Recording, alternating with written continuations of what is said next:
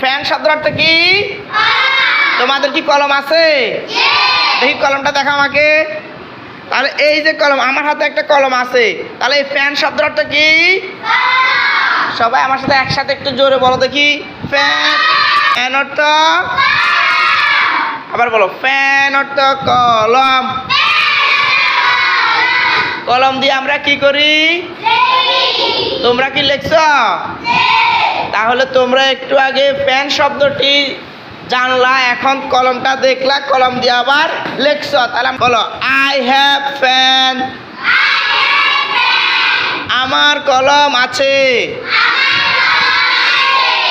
এ fan, একটি কলম।